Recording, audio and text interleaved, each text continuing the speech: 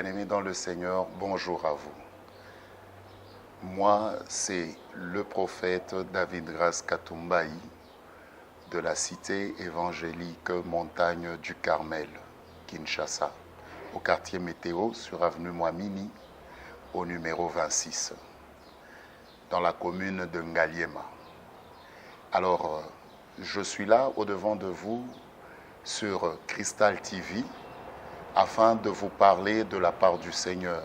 Comme je vous ai dit, je suis prophète et actuellement, Dieu nous a mis à cœur et à l'esprit de vous parler de sa part, vous parler sur son Église, de vous parler de son Église, parce qu'il est très important que le peuple de Dieu, que les fils de Dieu, les enfants de Dieu, puissent savoir en ce moment précis où est-ce qu'ils en sont avec la mission que Dieu a confiée à son Église.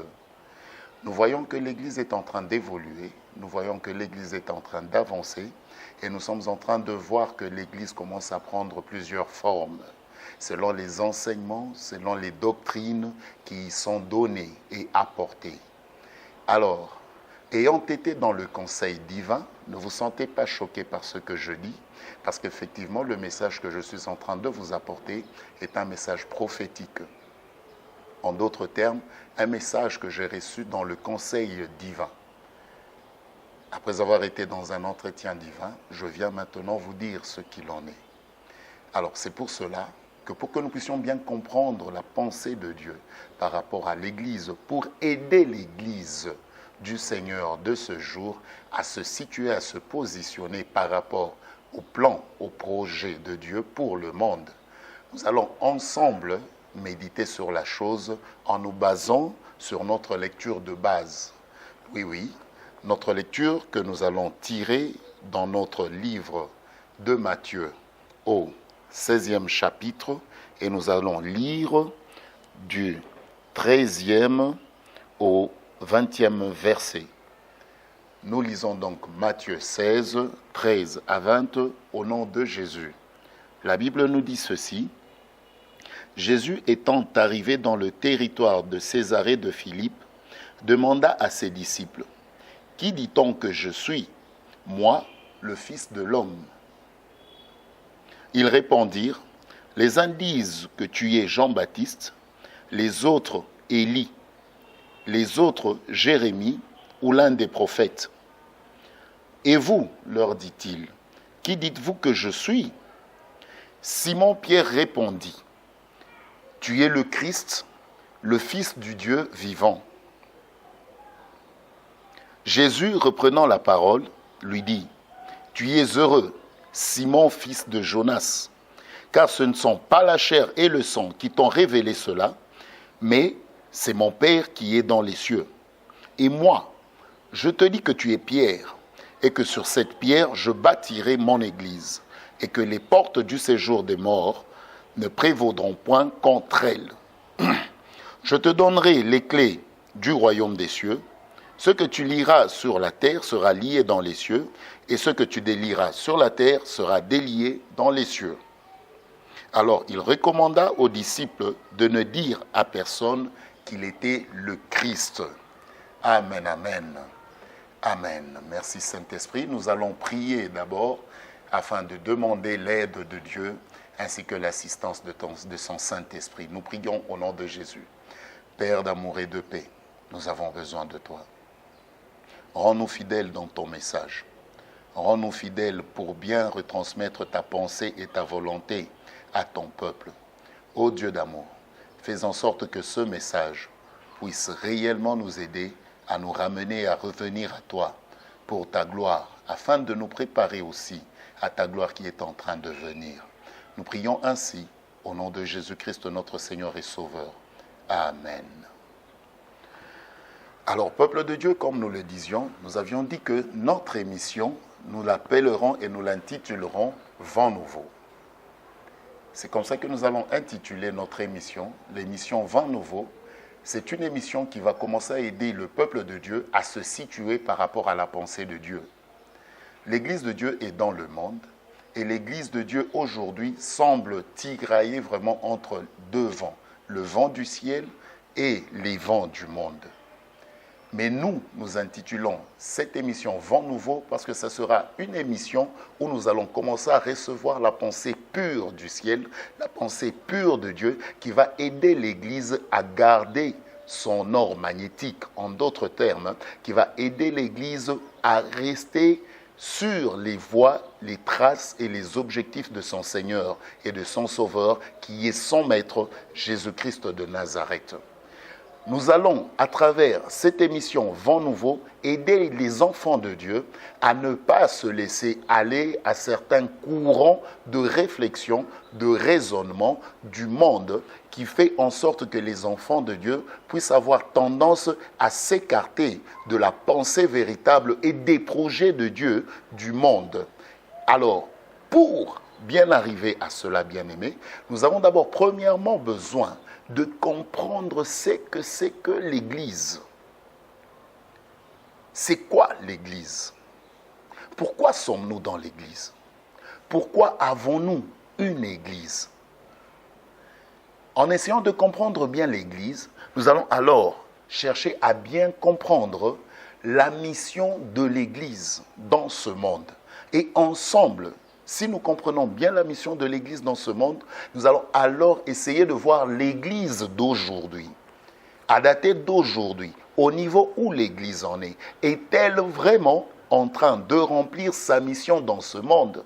Ou bien l'Église elle-même est déjà déviée, est déjà même détournée de sa mission et de ses objectifs tels que reçus en recommandation de la part de notre Seigneur Jésus-Christ, qui est son maître et son chef. C'est pour cela que lorsque nous allons revenir dans notre lecture, vous verrez que le Seigneur Jésus-Christ est en train de s'adresser à ses disciples. Et pendant qu'il s'adresse à ses disciples, le Seigneur Jésus leur dit ceci. Qu'est-ce que les gens disent de moi? Le Seigneur Jésus pose la question à ses disciples, des gens qui ont marché derrière lui, qui ont dormi avec lui, qui ont été à ses pieds, qui l'ont écouté pendant longtemps. Alors il a maintenant voulu savoir ce que ces personnes-là avaient maintenant comme idée de lui, de sa personne, de ce qu'il était. Parce qu'en fait, jusque-là, il était sûr que les disciples n'étaient pas encore arrivés à très bien le cerner. Et il avait compris qu'il était temps qu'ils sachent réellement à qui ils avaient affaire. Là, je vais vous relever un point. Vous allez savoir que lorsque Jean-Baptiste baptisait le Seigneur Jésus-Christ au Jourdain, tous ses disciples n'étaient pas encore là. Il n'avait encore aucun disciple. Ce qui fait que lorsque la révélation était sortie du ciel pour dire que celui-ci est mon fils bien-aimé, en qui j'ai mis toute mon affection, personne n'était là. Encore moins Pierre. C'est pour cela que Pierre, en répondant au Seigneur Jésus-Christ, lui dira « Tu es le Christ, le Fils du Dieu vivant ». Jésus a dit « Ce n'est pas la chair ni le sang qui t'ont révélé ces choses, mais c'est mon Père ». Parce que ce n'était pas donné à n'importe qui de savoir qui était Jésus, Jésus-Christ de Nazareth, le sauveur du monde, le sauveur de l'humanité. Il fallait seulement que cela vienne de Dieu. Et c'est pour cela qu'aujourd'hui encore, nous allons revenir sur l'élément capital qui doit faire la substance principale même de l'Église, qui est la révélation. Jésus dit ceci à Pierre, « Tu es Pierre. Sur cette pierre, je bâtirai mon Église. Sur cette pierre, je bâtirai mon Église. » Vous savez, nous lisons souvent la Bible avec notre esprit et notre intelligence présents et actuels, alors qu'à l'époque, les mots que Jésus-Christ sortait étaient des mots qui étaient tout nouveaux, même pour ses disciples. Ils avaient les synagogues, ils avaient des temples, mais il n'y avait pas d'église à l'époque. Alors, c'était la première fois que le Seigneur Jésus-Christ lui-même sortait le mot « église » de sa bouche. C'est que lorsqu'il a dit maintenant « je bâtirai mon église sur cette pierre », et même Pierre ne comprenait pas très bien ce qui se disait, encore moins ses autres camarades, les disciples. C'était la première fois que le mot « église » sortait de la bouche de Jésus-Christ. Et c'était la première fois que le Seigneur Jésus-Christ citait ce mot-là pour qu'ils entrent dans les oreilles des hommes. Ainsi donc, Ces gens-là se sont sûrement demandé, l'Église, c'est quoi encore? Quelle est cette nouvelle notion qui vient encore une fois de nous tomber? Ah oui, ils allaient dans les synagogues, ils allaient dans les temples et ils assistaient le Seigneur Jésus-Christ qui enseignait, qui prêchait, qui faisait des miracles, qui priait pour les malades. Et maintenant, ils se demandaient, l'Église, c'est quoi? Où va-t-il bâtir cette Église? Et lui dit maintenant à Pierre que c'est sur toi que je bâtirai mon Église. Oh, bien-aimé, c'est que c'est quelque chose déjà d'extraordinaire. L'Église, l'Église de Dieu, l'Église du Tout-Puissant, l'institution divine. C'est pour cela que j'aimerais qu'au départ, nous comprenions une chose, que l'Église n'est pas n'importe quoi, bien-aimé. L'Église de Dieu n'est pas quelque chose qui est venu comme ça au hasard. L'Église de Dieu, c'est toute une institution divine. C'est pour cela que si nous voulons entrer dans le terme Église, nous verrons bien que le mot Église vient du mot ecclésia. Ecclésia qui signifie tirer de. Tirer de. Et le problème, ce n'est pas tirer de, parce que lorsqu'on dit tirer de, il faut se demander maintenant, l'Église est tirée d'où? L'Église est tirée d'où? Et moi, je vous assure, très souvent, lorsqu'on dit tirer de, les gens pensent que l'Église est tirée du monde. Je vous dis que c'est faux. L'Église n'est pas une institution mondaine. L'Église, c'est tout un bureau divin. Ce qui fait que l'Église est tirée du ciel. L'Église vient du ciel. Pour preuve, l'Église a commencé avec l'arrivée du Saint-Esprit. Lorsque le Saint-Esprit est entré dans l'homme, c'est là que l'Église a commencé. Or, le Saint-Esprit n'est pas venu du monde. Le Saint-Esprit est venu du ciel. Vous allez nous excuser, nous sommes dans notre émission, mais vu le temps, nous ne savons pas aller tout le temps dans la Bible. Mais si vous lisez dans notre livre d'Actes des Apôtres, vous verrez que la première Église a commencé avec la première prédication de l'apôtre Pierre. C'est là que l'Église a commencé. Et pour que Pierre puisse passer à cette première prédication-là, il lui fallait d'abord le baptême du Saint-Esprit, l'arrivée du Saint-Esprit, qu'il reçoive le Saint-Esprit et la puissance d'en haut. Et le contact du Saint-Esprit et de l'homme de Pierre a créé la naissance de l'Église. C'est pour cela que Jésus a dit que sur cette pierre, je bâtirai mon Église. Lorsqu'il s'adressait à Pierre, effectivement, la pierre dont il était question, Jésus disait à Pierre qu'il serait la première pierre de la construction de l'Église. Pierre n'est pas la pierre principale. La principale, la pierre de l'angle, c'est Jésus-Christ de Nazareth. Mais la pierre qui vient après Jésus, la première pierre humaine que Dieu va utiliser pour la construction de l'Église, c'est Pierre. C'est pour cela que Pierre a été le premier à avoir prêché la parole, à avoir annoncé l'Évangile. Il a posé la première pierre pour la construction de l'Église. Cette Église, comme je vous l'ai dit, qui est l'institution divine. Alors, lorsqu'on vous dira Ecclésia, tiré de, arrêtez de penser d'abord que premièrement, Ecclésia veut dire tirer du monde. L'Église n'est pas tirée du monde, parce que l'Église a une mission bien précise. Et la mission de l'Église, même jusqu'à présent, comme l'a fait Pierre, c'est celle de faire connaître à l'humanité la pensée de Dieu, les projets de Dieu, la volonté de Dieu. Oui, la volonté de Dieu pour les hommes et pour le monde, tel que Jésus-Christ le dit dans la prière. Il dit quoi? Il dit que ta volonté soit faite sur terre comme au ciel. Ainsi donc, comment le monde connaîtra-t-il la volonté de Dieu? Parce que la terre, c'est ça le monde. Et le monde, c'est les hommes. Comment alors le monde, les hommes, connaîtront-ils la volonté de Dieu pour le monde? Sinon, par l'Église, en d'autres termes, par le Saint-Esprit, pour que cela soit fait tel que Dieu le veut au ciel.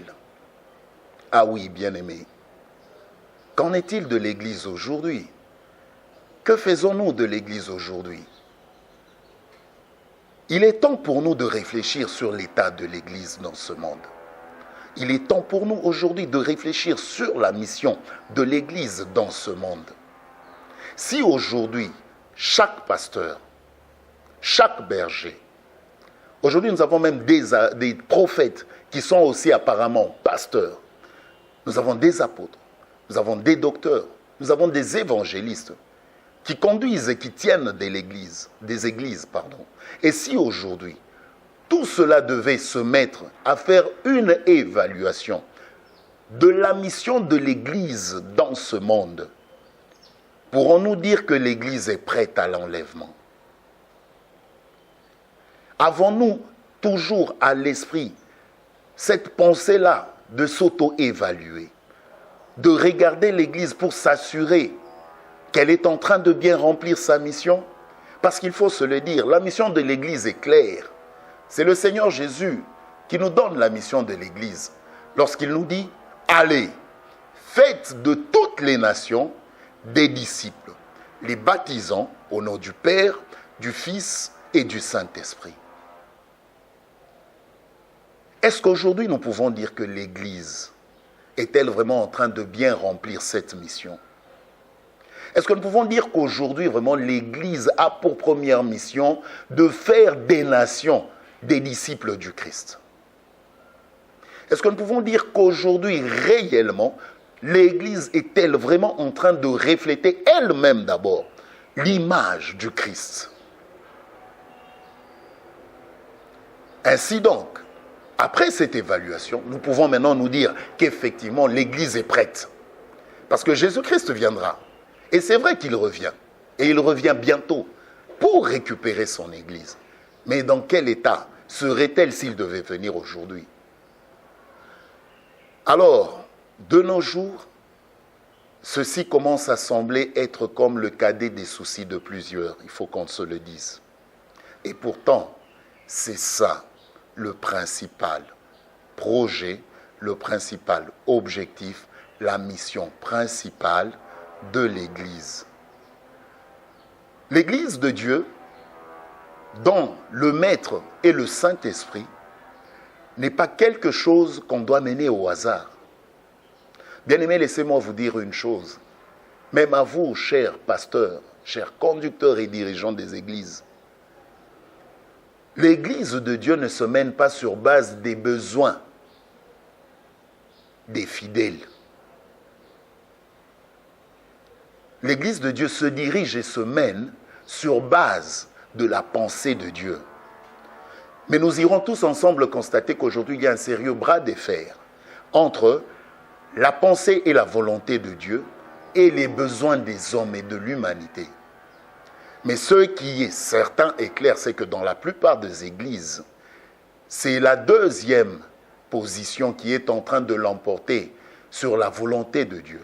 En effet, nous pouvons voir seulement les thèmes qui sont à la base des cultes d'aujourd'hui, des séminaires d'aujourd'hui, des conventions d'aujourd'hui, des marathons d'aujourd'hui. Nous verrons que tout cela se base sur les besoins humains. Nous verrons que tout cela se base sur le souci de la satisfaction des besoins des hommes. Or, dans le besoin des hommes, il n'y a pas toujours la satisfaction de Dieu, il faut se le dire. Mais dans la satisfaction de Dieu, il y a toujours le bonheur de l'homme. Ainsi donc, vous verrez qu'aujourd'hui, nous avons beaucoup de gens qui remplissent des églises, mais qui en fait ne sont pas les disciples de Jésus. Les gens remplissent les églises, mais qui en fait n'ont pas le vrai souci de Jésus. Tout ce qui les amène, et tout ce qui commence même à animer la plupart des serviteurs de Dieu, ce sont les soucis du monde, ce sont les soucis des gens. Jusqu'à tel point qu'on commence peut-être même à penser que si on ne sert pas les gens, si les gens ne sont pas bénis, l'Église ne va pas réussir sa mission, alors que c'est faux. C'est faux, faux et archi faux. Laissez-moi vous dire une chose. L'Église ne réussit sa mission qu'avec le Saint-Esprit. Et c'est seul le Saint-Esprit de Dieu, qui est le maître et le guide de l'Église, qui sait très bien ce qu'il faut à l'Église pour qu'elle réussisse, argent compris. Mais aujourd'hui, on commence à dire que non, il faut de l'argent pour que l'Église réussisse. Il faut les moyens matériels pour que l'Église réussisse. Mais nous pouvons rentrer dans la Bible. Jésus-Christ ne s'est pas basé sur l'argent, ni sur le matériel, mais lui-même d'abord, premièrement, a réussi son ministère. Mais à aucun moment on a vu Jésus baser tout un enseignement sur l'argent. Je ne suis pas contre les pasteurs, je ne suis pas contre les prophètes, je ne suis pas contre tout cela. Mais bien aimé, il est temps aussi de bien réfléchir sur ça. Parce qu'une chose est vraie, que plus on enseigne les gens, plus on fait prier les gens pour rechercher le bien financier et le bien matériel, la conséquence est que lorsqu'ils sont bénis, ils sont les premiers à se détourner de l'Église. Ils sont les premiers à quitter l'Église pour aller maintenant se satisfaire avec la bénédiction de Dieu. Que ce soit même pour ceux-là qui viennent pour chercher le mariage. Par après, vous verrez qu'il commencera à vous dire « Non, papa, pasteur, mon mari est très compliqué. Mon mari ne veut pas que je vienne à l'église. Je dois d'abord servir mon mari. » C'est vous qui nous dites toujours de rechercher d'abord la paix. Quand il a un bébé, maintenant il vous dit c'est le bébé qui l'embête. Et quand il arrive dans l'église, il ne sait même plus se lever pour adorer le Seigneur. Pourquoi? Parce qu'il a le bébé sur ses genoux, alors qu'il est venu chercher le bébé dans l'église. Et posez une question à vos enfants. Posez une question aux enfants de Dieu, au peuple de Dieu que vous encadrez. Combien d'âmes ont-ils gagné au Seigneur jusqu'à présent? Parce que la mission du disciple, qui est celle de faire des nations les disciples de Dieu, c'est que c'est la recherche des âmes.